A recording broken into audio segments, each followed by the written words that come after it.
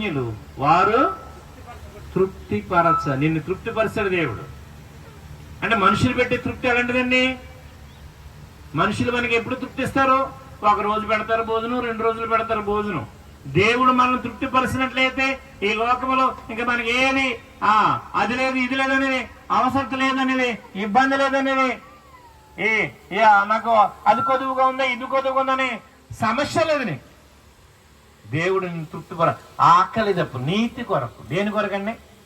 ఒకరిని కొట్టేసో, ఒకరిని తిట్టేసో నువ్వు చేసేది కాదు. నీతి కొరకు, యథార్థంగా ఉండడానికి, భక్తిగా ఉండడానికి, విశ్వాసంగా ఉండడానికి, విధేయత కలిగి జీవించడానికి, దేవుని నమ్మకంగా బ్రతకడానికి, నీతి కొరకు. ఆకలి దప్పిలు గలవారు ధన్యులు, వారు తృప్తిపరచబడతారు. నీతిగా, విశ్వాసంగా మనందరం చాలా మంది మనకు తెలుసు. మరి దానియేలు నీతి కొరకైనా ఏం చేశాడండి? అయినా నీతి కొరకు.